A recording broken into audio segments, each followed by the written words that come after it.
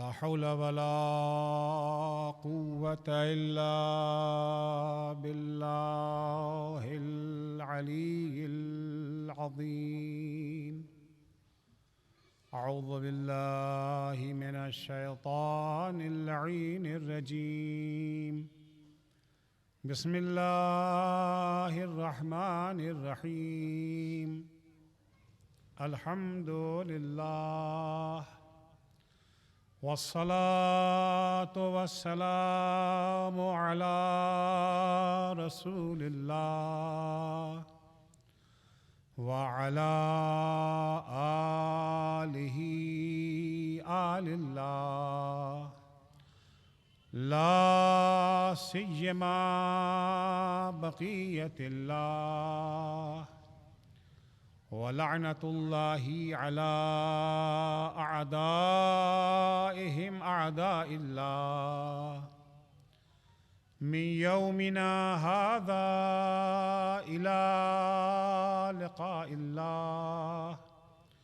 أما بعد، فقد قال الله: الذين يتبعون النبي الأمي الذي يجدونه مكتوبا عندهم في التوراة والإنجيل يأمرهم بالمعروف وينهاهم عن المنكر ويحل لهم الطيبات ويحرم عليهم الخبائث ويضع إصرهم والأغلال التي كانت عليهم، فالذين آمنوا به وعذروه ونصروه واتبعوا النور الذي أنزل معه أولئك هم المفلحون. صلوات پڑھیں گے محمد.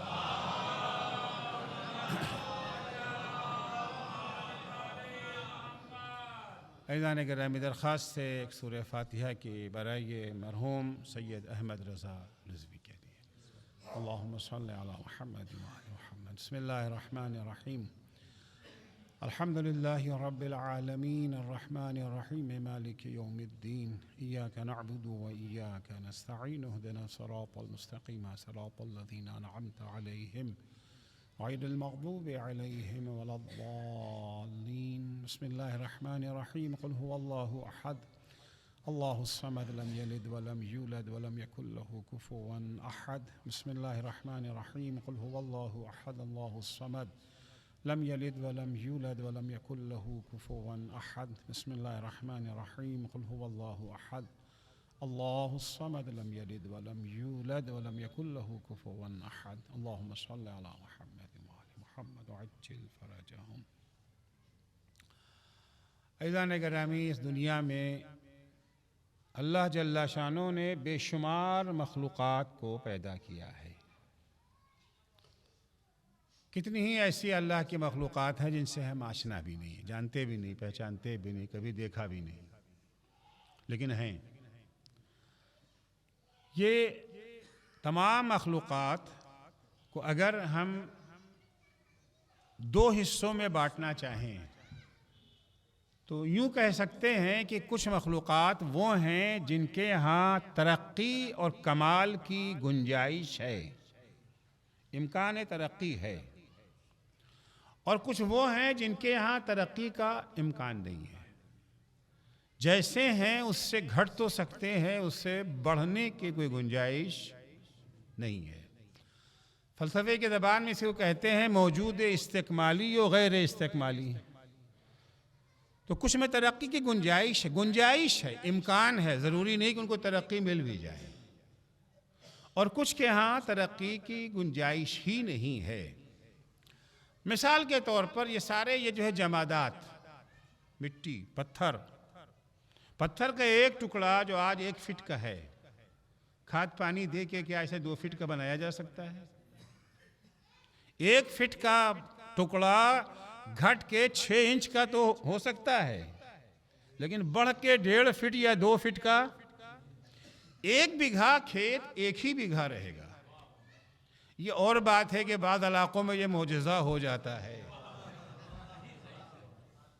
یہ معجزہ ہو جاتا ہے بعض علاقوں میں، لیکن عموماً 1 بیگھے کا کھیت 1 بیگھا رہے گا، اس میں ترقی اور اضافے کی گنجائش نہیں ہے۔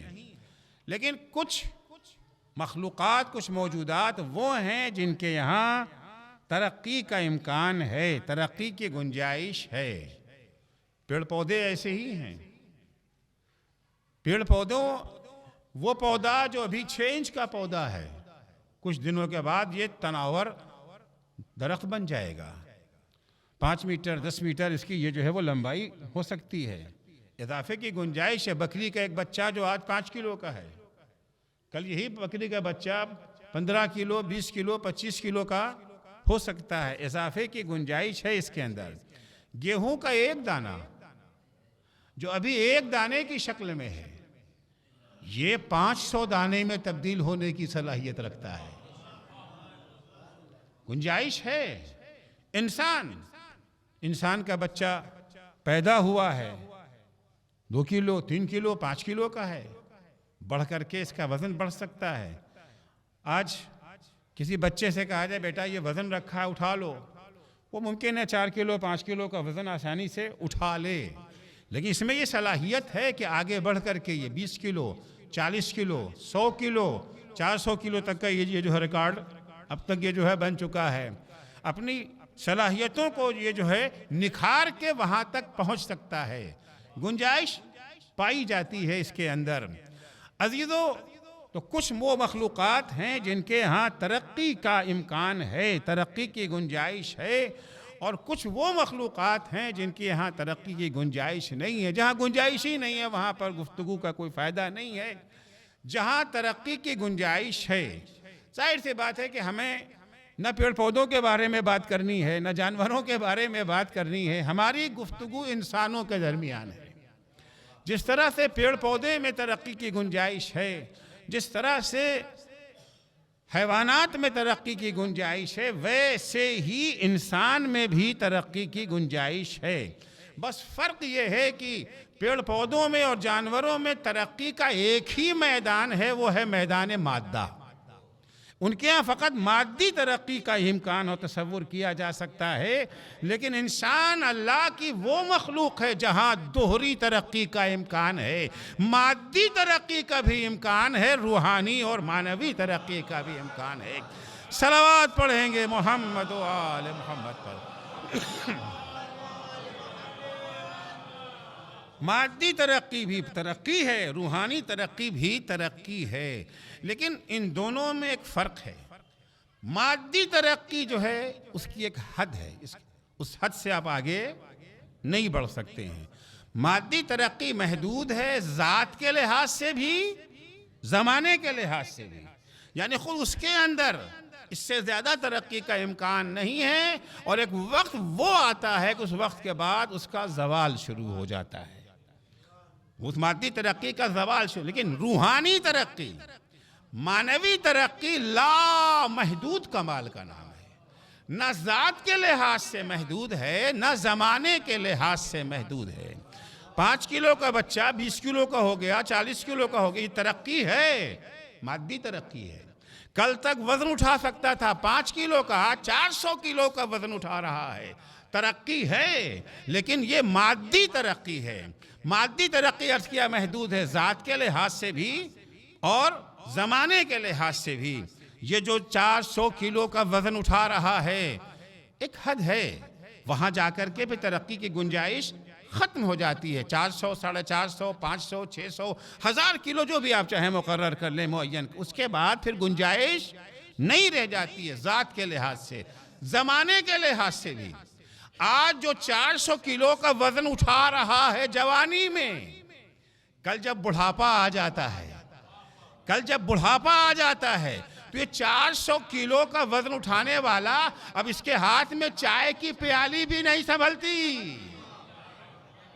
محمد علی قلعے آپ کے سامنے ہے نا، محمد علی قلعے بچے شاید کم تر آشنا ہوں، لیکن بہرحال ہمارے سامنے جس عمر کے لوگ بیٹھے ہیں سبھی محمد علی قلعے کے نام سے آشنا ہے۔ بڑا زور تھا مکے میں، بڑا زور تھا مکے میں۔ جو جبڑا محمد علی قلعے کے مکے کی زد میں آ گیا وہ سالم نہیں بچا۔ یہی ہے نا، بے مثال طاقت کا مالک۔ لیکن ایک زمانہ وہ بھی آیا، زمانے نے دیکھا کہ محمد علی قلعے کے ہاتھ میں راشا آ گیا تھا۔ اب وہ چائے کی پیالی بھی ان کے ہاتھ میں سنبھلتی نہیں تھی۔ تو ذات کے لحاظ سے بھی محدود ہے، زمانے کے لحاظ سے بھی محدود ہے، لیکن روحانی ترقی، معنوی ترقی، اس ترقی کا نام ہے۔ نہ ذات کے لحاظ سے اس میں کوئی حد ہے، نہ زمانے کے لحاظ سے کوئی محدودیت ہے۔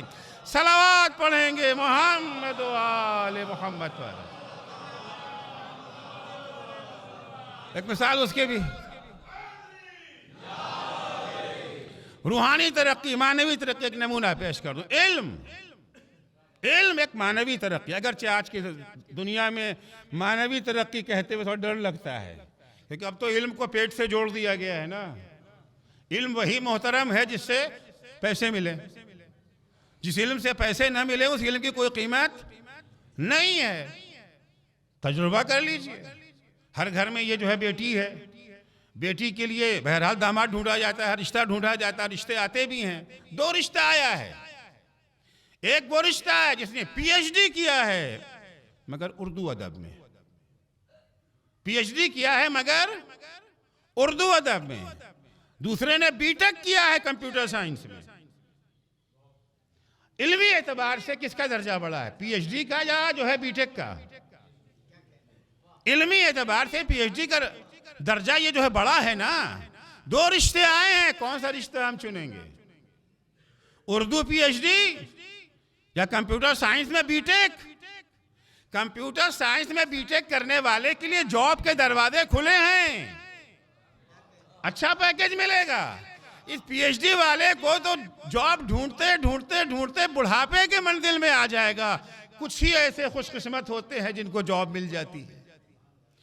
تو آج ہمارے یہاں قدر علم کی نہیں رہ گئی، وہ علم جس کے ساتھ روزگار جڑا ہو، جس کے ساتھ دولت جڑی ہوئی ہو۔ لڑکیوں کے لیے یا یہ جو ہے لڑکوں کے لیے رشتہ ڈھونڈتے تھے، پہلے تھا پڑھی لکھی لڑکی چاہیے، بہت اچھی بات تھی، بہت اچھی بات ہے، پڑھی لکھی لڑکی چاہیے۔ پھر ظاہر سے بات ہے جاہل ماں اس طرح سے اپنے بچے کی تربیت نہیں کر سکتی جیسے تعلیم یافتہ ماں کرے گی۔ پڑھی لکھی لڑکی چاہیے، لیکن اب پڑھی لکھی تک بات نہیں رہ گئی ہے، پروفیشنل ایجوکیشن کا ہے۔ اب ہر تعلیم یافتہ لڑکی کو ترجیح نہیں دی جا سکتی۔ میں عرض کیا پی ایچ ڈی کیا ہے اردو میں، اور ایک رشتہ تھا اس نے ایم بی اے کیا ہوا ہے۔ پڑھی لکھی کافی نہیں ہے، پڑھی لکھی کے ساتھ ساتھ پروفیشنل ایجوکیشن، کیونکہ اگر جو ہے پروفیشنل ایجوکیشن ہے تو جاب اور روزگار آسانی سے۔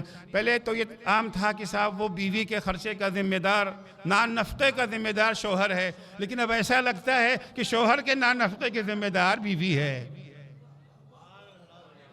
اب جو تلاش یہ ہے کہ پروفیشنل ہونا چاہیے، جو ہم لوگ کا سابقہ بہت پڑتا ہے نا، دونوں طرف کے لوگ مولانا کو رشتہ بتائیے، مولانا کو رشتہ بتائیے۔ جب ان سے پوچھتے ہیں اچھا بھائی رشتہ آپ چاہتے کیا ہیں؟ چاہتے پہلے صرف ہوتا تھا تعلیم یافتہ، اب تعلیم یافتہ پہ بات نہیں رکتی ہے، تعلیم بھی ہو اور یہ جو ہے پروفیشنل، یعنی ایسی بیوی چاہیے جو کما کے ہمارا پیٹ بھر سکے۔ پہلے ہی مرحلے میں اپنی نالائقی کا اعلان کر دیا۔ لیکن حقیقت یہ ہے کہ علم روحانی ترقی ہے، علم مادی ترقی کا نام نہیں ہے۔ عزیزو، جب کوئی گتھی الجھ جاتی ہے، الجھی گتھی جب سلجھ جاتی ہے، کیا خوشی ملتی ہے انہی سے پوچھئے جن کی گتھیاں سلجھ جاتی ہیں۔ قدیمی زمانوں میں علماء کرام راتوں کو رات بھر جاگ کر کے مشکلات علمی کو حل کرنے کی کوشش کرتے تھے۔ رات کے کسی حصے میں جب ان کی وہ مشکل حل ہو جاتی تھی، چھتوں پہ آ کے آواز لگاتے تھے، این الملوک، این ابناء الملوک، کہاں ہے بادشاہ، کہاں ہیں شہزادے، آئیں دیکھیں جو خوشی ہمیں مل رہی ہے وہ انہیں محلوں میں نصیب نہیں ہے۔ صلوات پڑھیں گے محمد و آل محمد۔ یہ دنیا تفاہم کی دنیا ہے، ٹکراؤ کی دنیا ہے. ہم مسلسل کچھ چیزوں کو قربان کرتے ہیں کچھ چیزوں پر، مسلسل روزانہ کچھ چیزوں کو قربان کرتے ہیں. کچھ یہ بھی عزیز ہے وہ بھی عزیز ہے، مگر دونوں عزیزوں کو ایک ساتھ جمع کرنا ممکن نہیں ہو پاتا. ہمیں سونا بھی عزیز ہے، نماز بھی عزیز ہے. ہمیں سونا بھی عزیز ہے، جاب بھی عزیز ہے. دو مثال میں نے جان بوجھ کے دی ہے.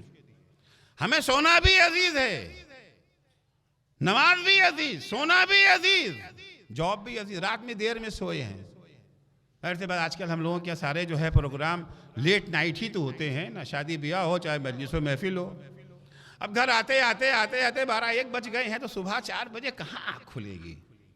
اور کھل بھی جائے گی تو وہ شادابی تو نہیں نہ رہے گی، وہ چستی تو نہیں نہ رہے گی. آنکھ ملتے ہوئے بسم اللہ الرحمن الرحیم جماہی بھی آتی جا رہی ہے اور نماز بھی پڑھتے جا رہے ہیں. ادھر نیند پوری نہیں ہوئی ہے. خصوصاً اگر یہ جو ہے سردی کی رات ہے تو لحاف کہاں چھوڑتا ہے؟ انہوں نے کہا جی ہم تو لحاف کو چھوڑتے ہیں، لحاف ہمیں نہیں چھوڑتا. تو نکلنا بڑا مشکل ہے ٹھنڈے پانی سے. یہ جو وضو کرنا آسان کام نہیں ہے، مگر نماز سے بھی محبت ہے، نیند سے بھی محبت ہے. اب یہاں کے اوپر کتنی کس سے محبت ہے یہ تھوڑا فرق ہو جاتا ہے. نماز سے کتنی محبت ہے اور نیند سے کتنی محبت ہے. اگر نماز سے زیادہ محبت ہے تو وہ چھوڑ دیتے ہیں بستر اور چلے جاتے ہیں مسجد میں یا یہ جو ہے مصلی عبادت پر اپنے گھر ہی میں صحیح نماز پڑھ لیتے ہیں. لیکن بہت سے ہوتے ہیں نہیں اٹھتے. کیوں نہیں اٹھتے؟ اس لیے نہیں اٹھتے کہ نیند نماز سے زیادہ عزیز ہے. آپ کہا کیجئے حی علی خیر العمل، آپ کہا کیجئے حی علی خیر العمل.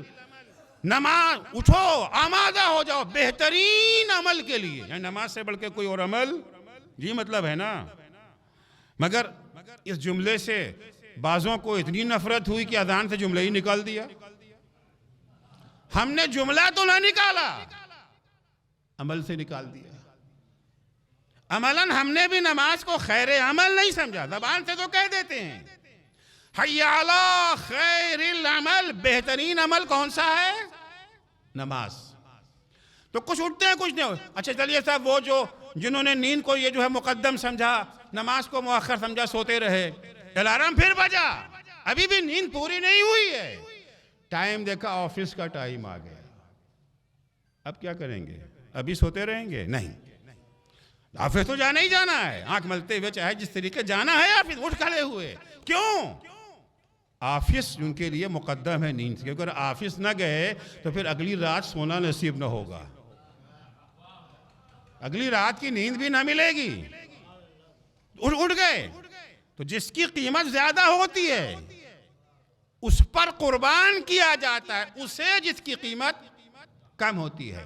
2 ترقی ہے، مادی ترقی، روحانی ترقی. دونوں اہم ہے، دونوں کی اہمیت ہے. ہمیں روحانی میدان میں بھی آگے بڑھنا ہے، مادی میدان میں بھی پیچھے نہیں رہنا ہے. مگر کبھی کبھی دونوں میں ٹکراؤ ہونے لگتا ہے، کبھی کبھی دونوں میں ٹکراؤ ہونے لگتا ہے. مادی میدان میں دولت حاصل کرنا ہے، بالکل حاصل کریں.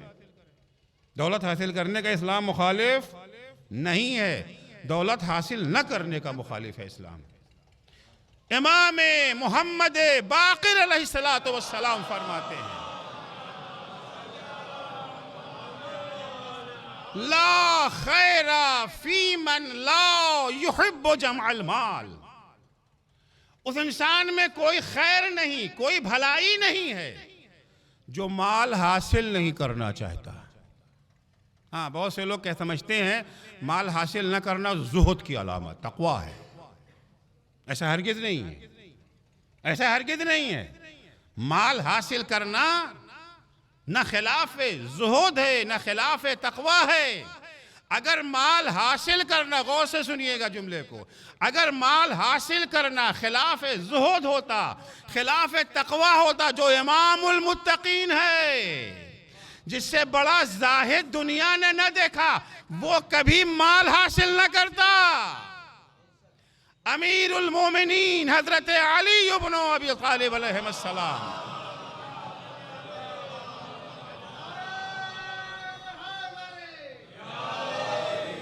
جتنا مال امیر المومنین نے حاصل کیا اس زمانے میں کوئی مولا کہ ہم سری نہ کر سکا. کاہے میں؟ مال حاصل کرنے میں، مال کمانے میں. تعجب سے سنیں گے کیا میں کہہ رہا ہوں.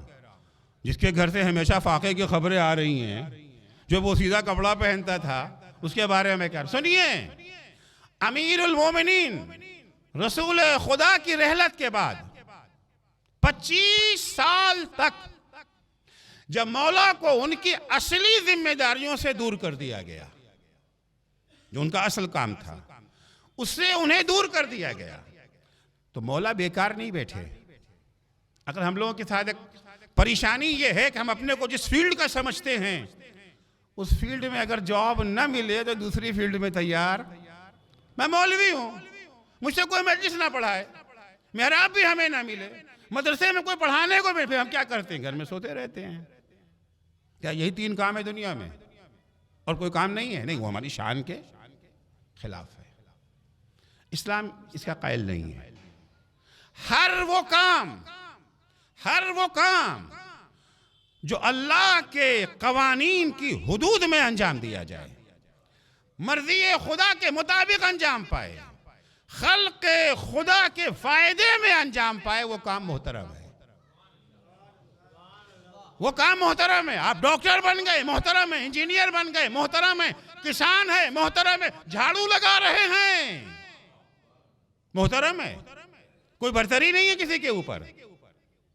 برتری کا ذریعہ یہ آپ کی جاب، آپ کا بزنس، آپ کا کاروبار نہیں ہے. برتری کا ذریعہ ہے تقوی.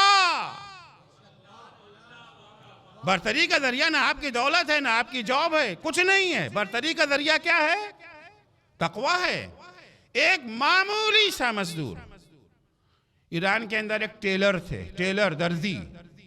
اب تو خیر تھوڑا ٹیلر کا نام کچھ ہو گیا، لیکن پہلے تو درزی وہ تو حقارت سے دیکھا جاتا تھا نا. ٹیلر تھے وہ. ٹیلر نے اپنے کو تقوی کے میدان میں اس حد تک پہنچا دیا، مراجع قوم بھی ان کے احترام میں کھڑے ہو جاتے تھے. یہ جو ہے رجب علی خیاط، رجب علی ان کا نام تھا، خیاط یعنی ٹیلر.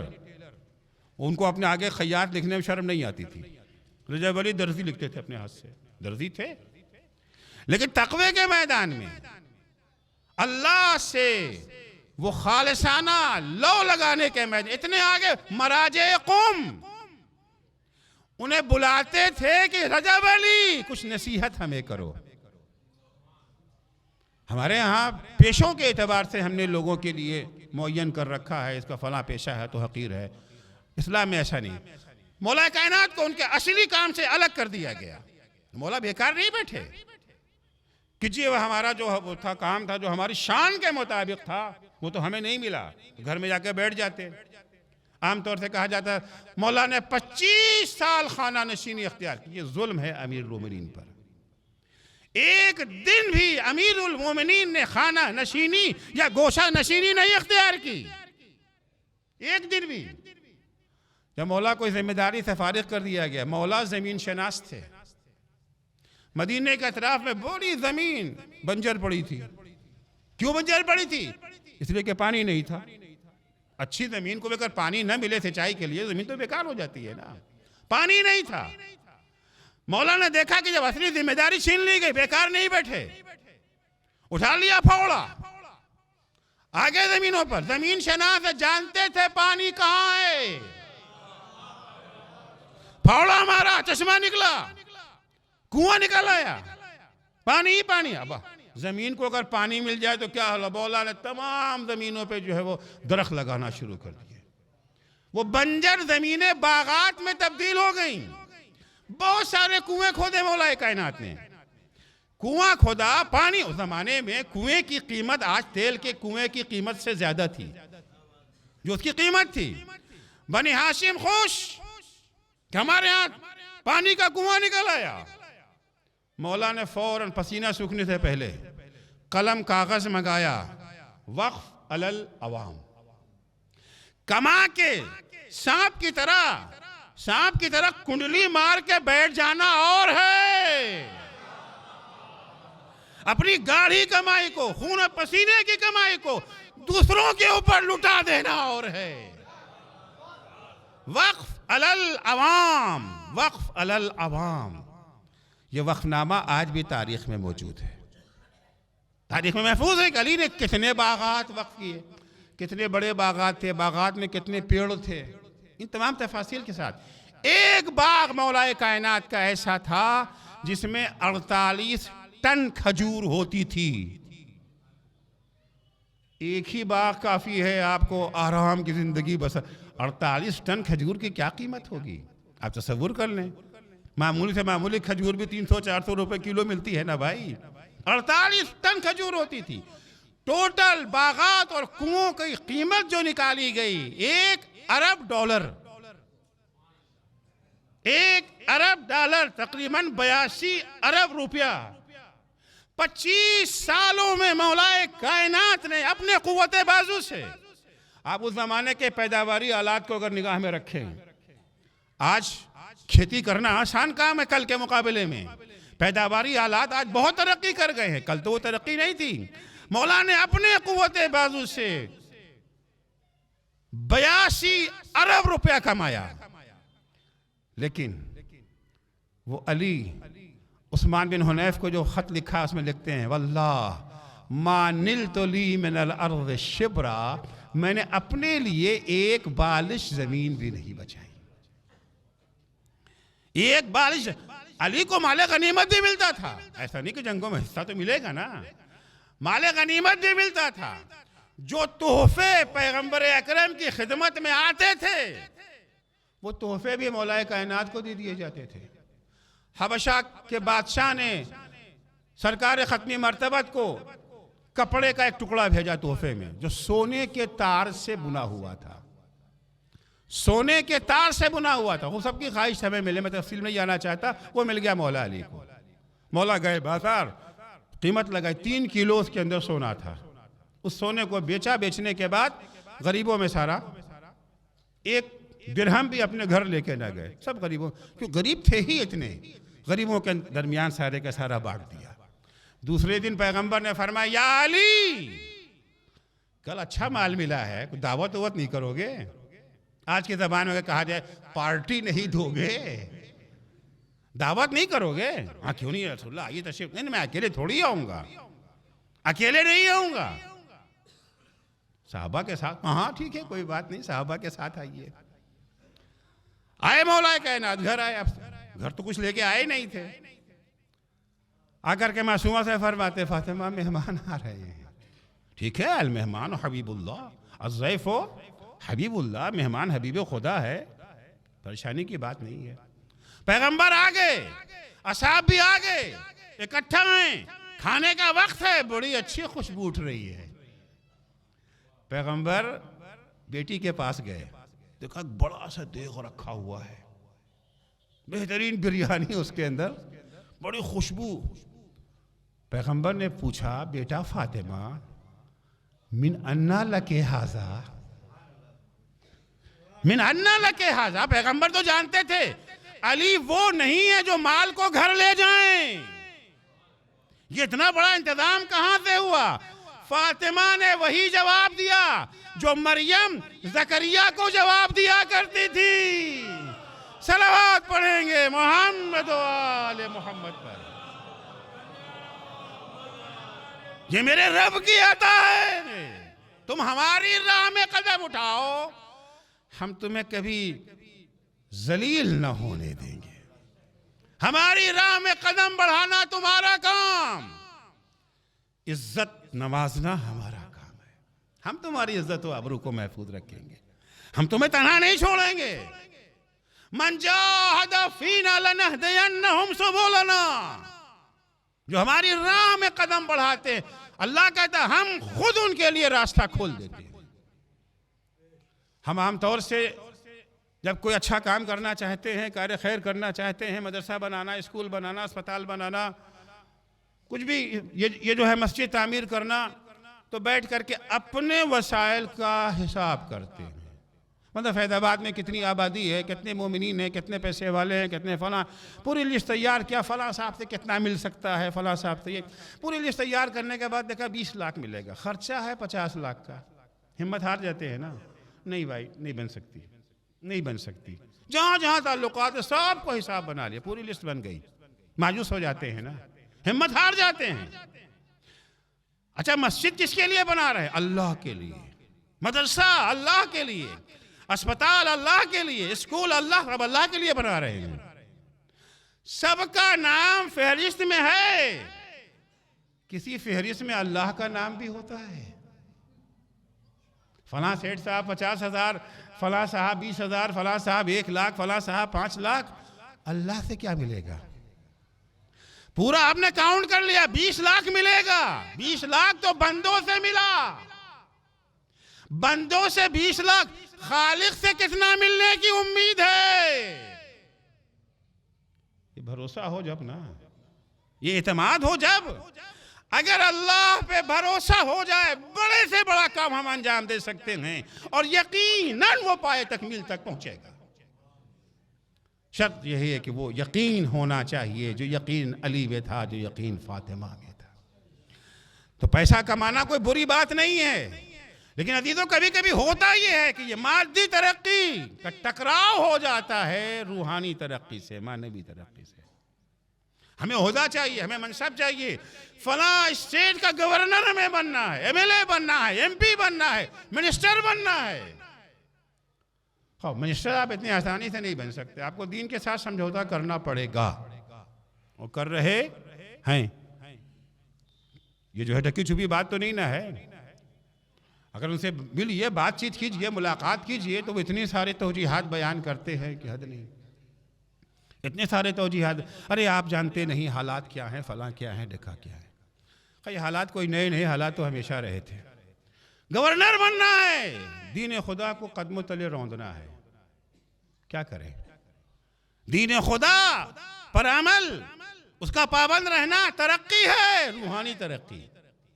گورنری ترقی ہے، مادی ترقی، کسے قربان کریں، کسے بچائیں، جس کی قیمت زیادہ ہوگی اسے بچائیں گے، جس کی قیمت کم ہوگی اسے قربان کر دیں گے۔ ہمارے ساتھ نے کیوں اپنے ہاتھوں کو گناہ میں آلودہ کیا؟ کیا اسے پتہ نہیں تھا کہ قتل حسین گناہ ہے؟ جانتا نہیں تھا؟ کیا وہ عظمت امام حسین کا قائل نہ تھا؟ کیا وہ یزید کے باطل ہونے کا معتقد نہ تھا؟ تھا۔ جس وقت ابن زیاد نے آفر دیا ہے کہ تمہیں کربلا جانا ہے حسین سے مقابلے کے لیے، کیا جواب دیا تھا عمر سعد نے؟ ہاں ہم تیار ہیں۔ کیا بات کرتے ہو، میں اتنا بڑا گناہ کروں گا، اپنے ہاتھوں کو فرزند زہرا کے خون سے آلودہ کروں گا؟ ہرگز نہیں، میں تو رہ جا رہا ہوں، مجھے یزید نے رہ کا گورنر بنایا ہے۔ کہا ہاں گورنری ملے گی، شرط ہے پہلے کربلا پھر رہے، پہلے کربلا پھر رہے، اگر کربلا نہیں تو رہے بھی نہیں۔ مادی ترقی اور روحانی ترقی کا ٹکراؤ ہو رہا ہے، ٹکراؤ ہو رہا ہے۔ عمر سعد نے کہا مجھے 1 رات سوچنے کی مہلت دی جائے۔ زوال کا پہلا قدم یہی ہے۔ آپ سے پوچھا جائے اس وقت دن ہے یا رات، تو آپ کو سوچنا ہے، میں سوچ کے کل بتاؤں گا آپ کو کہ دن ہے کہ رات۔ سورج چمک رہا ہے، اس میں کیا سوچنا، کیا ہے سوچنا، کیا ہے؟ آفتاب امامت درخشاں ہے، حقانیت حسین آیا ہے، سوچنا کیا ہے بھائی، سوچنا کیا ہے؟ کہ سوچنے کی مہلت دو، مہلت مل گئی۔ گھر میں رات بھر سینے خانہ میں ٹہل رہا ہوں، عمر سعد کا بیٹا ناقل ہے، میرا بابا رات بھر ٹہلتا رہا، اور زیر لب اپنا ہی ایک شعر بڑبڑاتا جا رہا تھا۔ اَأَتْرُكُ الرَّيْ وَالرَّيُّ مُنْيَتِي ام ارجعو بقتل الحسین مذموما۔ میں دوراہے پہ کھڑا ہوں، میں دوراہے پہ کھڑا ہوں، حسین برحق ہیں، حسین کے خون میں ہاتھوں کو رنگین کرنا بدترین گناہ ہے، خود بیان کر رہا ہے۔ اگر میں کربلا جاتا ہوں تو ہماری دنیا بھی تباہ، آخرت بھی تباہ ہو جائے گی. خسرت دنیا والآخرہ. اور اگر نہیں جاتا تو رے کی حکومت چھن جائے گی. کیا میں رے کی حکومت کو ٹھوکر مار دوں؟ اترک الرے والرأی منیتی. نہیں، رے تو میرا خواب ہے. بہت سے لوگوں کو خواب پورا کرنے کا بڑا شوق ہوتا ہے. This is my dream, this is my dream. مولانا صاحب اس کے بارے میں بات نہ کیجیے، یہ تو میرا خواب ہے. سننے کو تیار نہیں ہوتے ہیں. وہ بھی کہہ رہا ہے اترک الرے والرأی منیتی، میں رے چھوڑ دوں، رے تو میرا خواب ہے. ام ارجع بقتل الحسین مذموما، تو پھر کیا رے کی حکومت کے خاطر میں حسین کو قتل کر کے لعنت کا طوق قیامت تک کے لیے اپنے گلے میں ڈال لوں؟ ٹکراؤ ہے. صبح ہوتے ہوتے شیطان سوار ہو گیا. شیطان کے حربے بہت زبردست ہوتے ہیں، اتنا آسان نہیں ہوتا ہے. شیطان سوار ہو گیا. ارے بھائی اگر تم کربلا نہ جاؤ گے تو کیا حسین بچ جائیں گے؟ یہ عام طور سے ہوتا ہے. اگر تم کربلا نہ جاؤ گے تو تم نہ جاؤ گے، شمر چلا جائے گا. جانے والوں کے خائنوں کی کمی تو نہیں ہے نا. تو تم نہ جاؤ گے، حکومت بھی گئی، حسین بھی نہیں بچے. ہاں اگر تمہارے نہ جانے سے حسین بچ جاتے تو ٹھیک تھا. تم ذمہ دار نہیں ہو اپنے عمل کے نتیجے کے. تم عمل کے پابند ہو. جو اللہ کا حکم ہے اسے بجا لاؤ. نتیجہ کیا ہوگا وہ اللہ ذمہ دار ہے. ہم نتیجے کے ذمہ دار نہیں ہیں، ہم اپنے عمل کے ذمہ دار ہیں، ڈیوٹی کے ذمہ. عزیزو، ہم اسلام کے مالک نہیں ہیں، ٹھیکیدار نہیں ہیں، ہم اسلام کے نوکر ہیں. ہم کارخانہ اسلام کے مزدور ہیں. ہمارا کام ہے باس کے حکم کے مطابق ڈیوٹی انجام دینا. مال بکے گا نہیں بکے گا، پروفٹ ہوگا نقصان ہوگا، ہمیں سوچنا نہیں ہے. یہ مالک کا کام ہے، وہ جانے. ہم تو نوکر ہیں. مالک نے ہماری ڈیوٹی کیا مقرر کی اس کو دیکھیے. بقیہ باتیں بکواس ہیں. اگر ہم نہ جائیں گے تو حسین، اچھا دیکھو ہم جائیں گے تو اولاً تو جنگ ہی نہیں ہوگی. ہم جا کے کوشش کریں گے جنگ نہ ہو، جنگ ہی نہیں ہوگی. الحمدللہ بغیر خون بہے معاملہ حل ہو جائے گا. کوئی اور جائے گا تو جنگ تو پکی ہے. تو پھر گویا میرا جانا جو ہے وہ زیادہ اہم ہے. گناہ کو ثواب اب جو ہے بنایا جا رہا ہے. گناہ کو ثواب بنائے. قرآن مجید کی آیت ہے قُلْ هَلْ نُنَبِّئُونَ بِالْأَخْسَرِينَ أَعْمَالًا الَّذِينَ ضَلَّ سَعْيُهُمْ فِي الْحَيَاةِ الدُّنْيَا وَهُمْ يَحْسَبُونَ أَنَّهُمْ يُحْسِنُونَ حُسْنًا. کیا تمہیں پتہ بتا دے اس شخص کا جو سب سے زیادہ گھاٹے میں نہیں، سب سے زیادہ گھاٹے میں. کون ہے وہ؟ یہ وہ ہے جس کی زندگی گناہوں کی نظر ہو گئی ہے، مگر وہ سمجھ رہا ہے کہ ہم تو ثواب کا کام کر رہے ہیں. آج کتنے ہی افراد ہیں گناہ کر رہے ہیں ثواب سمجھ کے، گناہ کر رہے ہیں ثواب سمجھ کے. تو ہم جائیں گے تو اپنے گناہ کو ثواب کی شکل دے رہا ہے. ہم جائیں گے تو جنگ ہی نہ ہوگی. اور اچھا اگر ہوگی بھی تو ہم زیادہ سختی نہیں کریں گے. اور کوئی شبر کہیں چلا گیا تو پھر تم معلوم ہے کیا ہوگا. تیار ہو گیا، پہنچ گیا، اور وہاں جا کر کے امام حسین سے مذاکرہ، گفتگو، بات چیت شروع. کوشش کی کہ جنگ نہ ہونے پائے. جا کر کے امام حسین کو سمجھاتا تھا. امام حسین کو سمجھاتا. بڑی مصیبت یہ ہے جس سے سمجھنا چاہیے اسے سمجھانے کی کوشش کرتے ہیں. حسین تم سے سمجھنے نہیں آئے ہیں، تمہیں آج بھی یہی غلطی ہو رہی ہے. لوگ مراجع کو سمجھاتے ہیں، ولی فقیہ کو سمجھاتے ہیں. ارے آپ کو پتا ہے کہ امریکہ کس طاقت کا نام ہے؟ تمہیں کیا پتا جتنا ان کو پتا ہے. وہ آج 40-42 سال سے جھیل رہے ہیں امریکہ کو. جتنا انہیں پتا ہے تم کیا جانو. لیکن نہیں صاحب ان کو یہ نہیں کرنا چاہیے تھا، ان کو ایسے کرنا چاہیے تھا، ان کو ویسے کرنا چاہیے تھا. وہ سمجھا رہا ہے امام حسین کو کہ دیکھیے آپ کے پاس لشکر نہیں، آپ کے پاس فوج نہیں، پیسے اسے بھی کہاں ہیں، آپ لوگوں کو خرید بھی نہیں سکتے. اچھا پیسہ ہو بھی تو آپ خریدیں گے نہیں، نہ آپ کے بابا نے خریدا نہ آپ خریدیں گے. جس طرح سے معاویہ خریدتا تھا افراد کو تو نہ علی نے خریدا کسی کو، نہ امام حسن نہ امام حسین خرید سکتے تھے. نتیجے میں آپ کی شکست ہوگی, سب مارے جائیں گے. اس سے بہتر نہیں ہے کہ مدینے واپس چلے جائیے, قبر رسول کے جو ہے مجاور بن جائیے, اللہ اللہ کیجئے, وہیں پر لوگوں کو نصیحت اور موعظہ تھوڑا بہت اپنا کرتے رہیے, بجائے اس کے کہ آپ مارے جائیں. امام حسین کو سمجھا رہا ہے, امام حسین اسے سمجھا رہے ہیں, کیوں اپنی عاقبت خراب کر رہا ہے؟ اگر تجھے پیسے اسے چاہیے, تھوڑے بہت پیسے تجھے ہم دے سکتے ہیں. کہا نہیں, ہمیں تو رے کی حکومت چاہیے, وہ آپ کے پاس کہاں ہے؟ امام نے کہا جا تجھے رے کا گیہوں نصیب نہ ہوگا. مذاق اڑاتا ہے امام کا, کوئی بات نہیں, جو کھا لیں گے, جو کھا لیں گے. آخر میں جب کربلا کا معرکہ تمام کر کے واپس گیا ہے, کوفہ ابن زیاد نے کے پاس گیا, کہا لو میرا فرمان نامہ میں جاؤں. رہا ہے کہا نہیں, میں نے سنا ہے کہ تم کربلا میں ہمارے دشمن سے خفیہ ملاقات کیا کرتے تھے, خفیہ میٹنگیں کرتے تھے. رپورٹ تو پہنچ رہی تھی نا. ہر عمر سعد کے پیچھے ایک شمر ہوتا ہے ٹانگ کھینچنے کے لیے, یاد رکھیے گا.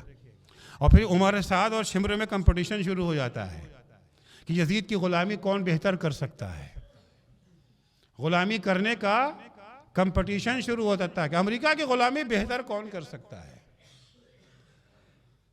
وہ خبر دیتا ہے, اس نے سنا کہ تم جو ہے خفیہ ملاقاتیں کرتے, کہا تمہیں اس سے کیا مطلب, تمہارا کام ہوا یا نہیں؟ کہا کام تو ہو گیا, مگر تم بھروسے کے آدمی نہیں ہو, تم کو اتنا بڑا عہدہ نہیں دیا جا سکتا. رے کے فرمان کو اس نے نظر آتش کر دیا. امام حسین کا جملہ, جا تجھے رے کا گیہوں کھانا نصیب نہ ہوگا. تو ٹکراؤ ہو جاتا ہے کبھی کبھی, کسے بچائیں؟ ظاہر سے بات ہے جس کی قیمت کم اسے بچانا نہیں ہے, قربان کرنا ہے, اور جس کی قیمت زیادہ اسے بچانا ہے. روحانی کمال, روحانی ترقی, مادی کمال, مادی ترقی, مادی ترقی محدود ہے, روحانی ترقی لامحدود. ظاہر سے بات ہے کہ لامحدود کو محدود پہ قربان نہیں کیا جاتا, محدود کو لامحدود پہ قربان کیا جاتا ہے. صلوات پڑھیں گے محمد و آل محمد پر.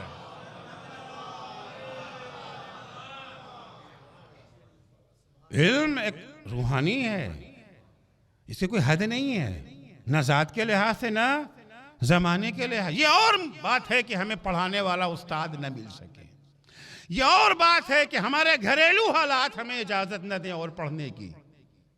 لیکن اگر گھریلو حالات بھی سازگار ہوں, پڑھانے والا استاد بھی موجود ہو, تو علم کی کوئی حد تو نہیں ہے نا. استاد نے کہ نہیں اب تمہارا اب علم ختم ہو گیا. ارے اگر پڑھانے والا علی جیسا ہو, پڑھنے والا عبداللہ ابن عباس جیسا ہو, رات ختم ہو گئی, صبح ہو گئی, مگر سورہ حمد کی تفسیر مکمل نہ ہوئی. کوئی حد نہیں ہے علم کی, نہ ذات کے لحاظ نہ زمانے کے لحاظ سے. اچھا ہم 40 سال کے تھے تو عالم تھے, اب کیا جو ہے 70 سال کے ہو گئے تو جاہل ہو گئے, علم ختم ہو گیا ہمارا. جیسے جیسے عمر ڈھلے گی علم ہمارا گھٹتا جائے گا. آنکھوں کی روشنی تو کم ہو سکتی ہے, ہاتھ میں راشا تو آ سکتا ہے, لکھنے کے قابل نہ رہ جائیں, پیروں میں طاقت نہ رہ جائے, بولنے کی صلاحیت نہ رہ جائے. یہ سب ہے مادی کمالات. مادی کمال میں تو زوال آ گیا, ہمارے نہ علم میں زوال آئے گا, نہ تجربے میں زوال آئے گا. جو قدرداں قومیں ہوتی ہیں وہ اپنے بوڑھوں کو ریٹائر کر کے گھر نہیں بٹھالتی ہیں. جوان سرجن بوڑھے سرجن سے کہتا ہے استاد آنکھیں میری ہوں گی, ہاتھ میرا ہوگا, پیر میرے ہوں گے, تجربہ آپ کا, علم آپ کا, مشورہ آپ کا ہوگا. تو روحانی ترقی کوئی حد نہیں ہے, اس کی روحانی ترقی کی حد نہیں ہے. جب کبھی ٹکراؤ ہو جائے, باتیں مجھے بہت کچھ کہنی تھی مگر ٹائم ختم ہو گیا, کیونکہ 11:52 پر شرعی ٹائم ہے نماز ظہر کا, شرعی ٹائم نماز ظہر کا ہے. اب یہ اور بات ہے کہ ہم یہ جو ہے مسلمانوں نے کلن شیعہ سنی دونوں ہی نے یہ طے کر لیا ہے کہ اللہ کے وقت کے مقابلے میں اپنا وقت بنائیں گے, اپنا وقت بنائیں گے. مثلا یہاں فیض آباد میں رکھ دیا 12:30 بجے, ہمارے یہاں دہلی میں رکھا گیا 1 بجے, ہے نا بھائی, 1 بجے ٹائم رکھا گیا. بھائی کیوں, کیا ضد ہے, کیا ضد ہے اس بات کی؟ چلیے صاحب وہ آفس میں جاب پہ نہیں آ سکتے, چلیے ایک بار ہے, آج سنڈے کو سب یہاں جمع, اب کون سا عذر ہے؟ آج بھی عذر ہے، آج بھی عذر ہے کہ 11:52 والی نماز 12:30 بجے پڑھی جائے؟ کوئی عذر تو نہیں ہے۔ تو 11:52 پہ نماز کا ٹائم ہے، ابھی میں گھڑی یہ دیکھ رہا ہوں 11:41-42 کہیں سے آواز آ رہی ہے اذان کی، اذان تو نہیں ہو گئی؟ نہیں، 12 منٹ باقی ہے، تو میں انشاءاللہ مصائب کو بھی بیان کر کے مجلس کو تمام کروں گا انہی اوقات میں۔ تو جو تعلیم ہمیں اللہ نے دی، جو تعلیم ہمیں پیغمبر نے دی، جو تعلیم ہمیں اہل بیت نے دی، جب کبھی ادنا اور اعلیٰ میں تقابل ہو جائے، ادنا کو قربان کر دینا ہے، اعلیٰ کو بچا لے۔ یہی تقاضۂ عقل بھی ہے، یہی تقاضۂ عقل بھی ہے۔ ہمیں مال سے بھی محبت ہے، اولاد سے بھی محبت ہے، لیکن جب کبھی مال اور اولاد میں ٹکراؤ، بیٹا بیمار ہو گیا ہے تو آخری پائی تک تو خرچہ کرتے ہیں نا، نہیں بیٹا مر جائے تو مر جائے، ہم پیسہ تو نہیں دیں گے، ایسا ہوتا ہے کہیں؟ نہیں ہوتا ہے۔ تقاضۂ عقل بھی یہی ہے، تقاضۂ فطرت بھی یہی ہے، تقاضۂ شریعت بھی یہی ہے، ہمیشہ اعلیٰ پر ادنا کو قربان کیا جائے۔ یہی درس دیا ہمیں پیغمبر اکرم نے، یہی درس دیا ہمیں اہل بیت اطہار نے، یہی درس دیا ہمیں شہدائے کربلا نے، یہی درس دیا ہمیں سید الشہداء۔ بڑی عظیم ہستی کا نام ہے، کوئی معمولی ہستی تو نہیں ہے۔ دنیا کی کوئی چیز تقابل نہیں کر سکتی ہے سید الشہداء سے۔ لیکن جب دین خدا کی بات آ گئی، کیا خوبصورت جملہ یہ جو ہے منسوب کیا گیا ہے امام سے، امام کا جملہ ہے نہیں لیکن بہرحال منسوب کیا گیا ہے امام سے، لیکن حقیقت ہے۔ امام فرماتے ہیں ان کان دین محمد لم یستقم الا بقتلی فیا سیوف خذینی۔ اگر دین محمد کی بقا کا انحصار ہے میرے قتل ہو جانے پر، اے تلواروں آگے بڑھو، میرے ٹکڑے ٹکڑے کر دو۔ کیونکہ دین خدا کی بقا کا انحصار امام کی شہادت پہ تھا۔ جب رخصت آخر کے لیے نانا کی قبر پہ گئے تھے، روتے روتے آنکھ لگ گئی۔ خواب میں نانا کو دیکھا، نانا سے امت کی شکایت کر کے پھر کہتے ہیں نانا کیا تھوڑی سی جگہ آپ کی قبر میں حسین کے لیے نہیں ہے؟ پیغمبر فرماتے ہیں بیٹا ان اللہ شاء ان یراک قتیلا، اے میرے لال منشاء الہی یہی ہے کہ تم راہ خدا میں قتل کیے جاؤ۔ تمہارے قتل کے بغیر امت کی آنکھیں نہ کھلیں گی۔ جو دین سے بیزاری ان کے ہاں پائی جاتی ہے، یہ تبدیلی تبھی آئے گی جب تمہارا خون بہے گا۔ بڑی غفلت کی بڑی گہری نیند سو رہے ہیں۔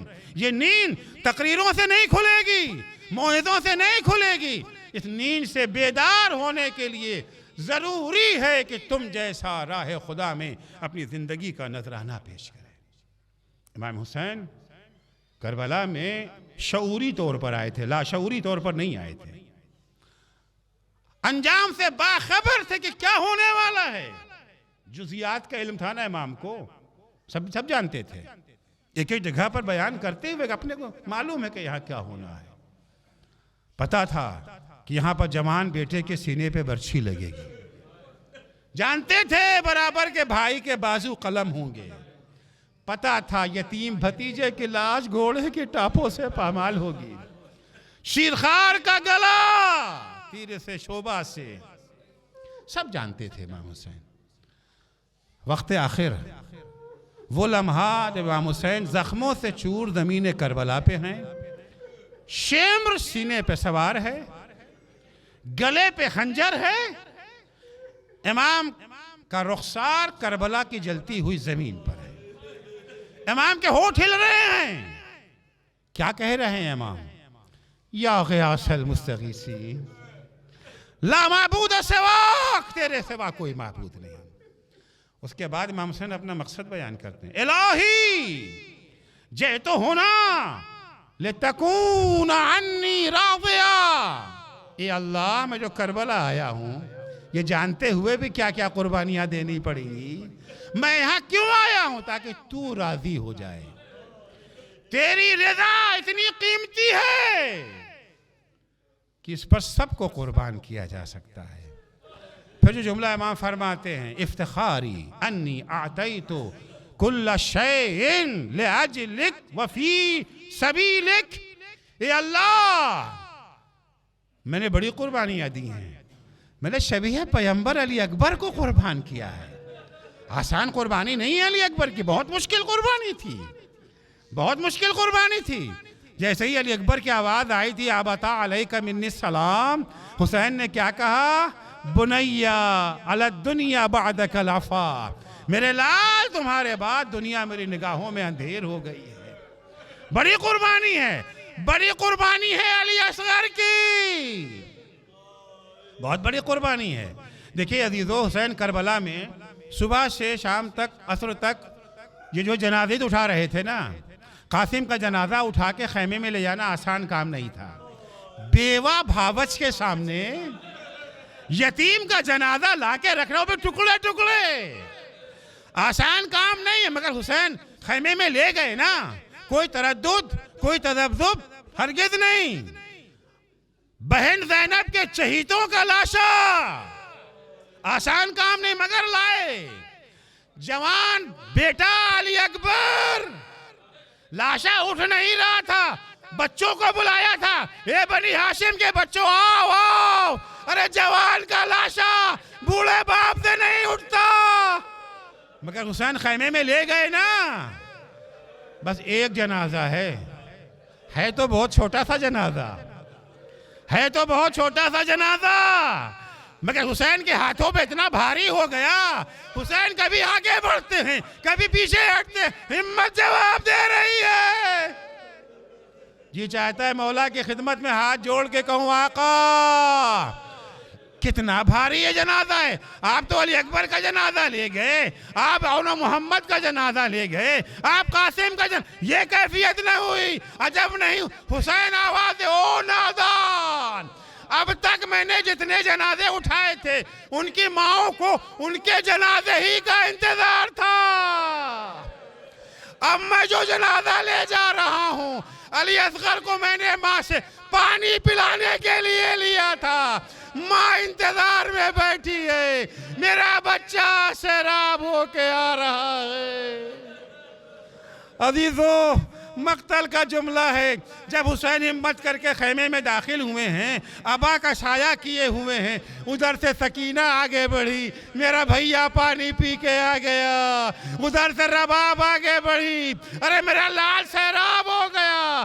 لیکن جب حسین نے ابا کا دامن ہٹایا، رباب کی نظر جب علی اصغر کے گلے پہ پڑی، تڑپ گئی ماں، بس ایک ہی جملہ کہا، بنیا مثلو کا تنہر، اے میرے لال کیا تیرے جیسے بچے بھی ذبح کیے جاتے ہیں۔ اتنی عظیم قربانیاں حسین نے دی ہیں۔ فرماتے ہیں افتخاری انی آتیت کل شیء فی سبیلک ولاجل دینک، اے اللہ مجھے فخر ہے اس بات کے اوپر جو کچھ بھی میرے پاس تھا میں نے سب قربان کر دیا تیری راہ میں، تیرے دین کی بقا کے لیے قربان کر دیا۔ الا لعنت اللہ علی قوم الظالمین وسیعلم الذین ظلموا ای منقلب ینقلبون۔ بار الہ تجھے واسطہ ہے محمد و آل محمد علیہ السلام کا، ہماری اس مختصر سی عبادت کو قبول فرما۔ معبود صدقے میں اہل بیت اطہار علیہ السلام کے ہمیں مادی و روحانی ترقی و کمال حاصل کرنے کی توفیق عنایت فرما۔ بار الہ جب کبھی مادی ترقی اور روحانی ترقی میں ٹکراؤ ہو جائے، ہمیں مادی ترقی کو قربان کر کے دینی ترقی کو اپنانے کی توفیق عنایت فرما۔ معبود جو مومنین و مومنات بیمار ہیں انہیں شفائے کاملہ عنایت فرما، جو مقروض ہیں ان کے قرضوں کو ادا فرما، جو پریشان حال ہیں ان کی پریشانیوں کو دور فرما۔ شیعیان حیدر کرار، محبان اہل بیت اطہار، زائران سید الشہداء، عزاداران مظلوم کربلا دنیا میں جہاں کہیں بھی ہوں ان کی جان مال عزت آبرو کی حفاظت فرما۔ بار الہ مراجع کرام اور رہبر معظم انقلاب اسلامی کی حفاظت فرما۔ معبود صدقے میں اہل بیت اطہار علیہم السلام کے جن مرحوم کے ایصال ثواب کی مجلس منعقد کی گئی ہے، انہیں اپنے دامن غفران اور رحمت میں جگہ عنایت فرما، ان کے بعد مندگان کو صبر اور اجر عنایت فرما، بار الہ امام زمانہ کے ظہور میں تعجیل فرما، جب حضرت کا ظہور ہو تو ہمارے اعمال ایسے ہوں کہ ہم ان کے اصحاب و انصار میں شمار ہو سکیں۔ اللہم عجل فی فرج مولانا صاحب الزمان وجعلنا من اعوانہ و انصارہ۔ اکتفا پھر درخواست ہے سورہ فاتحہ کے جناب مرحوم سید احمد رضا رضوی کے لیے۔ اللہم صلی اللہ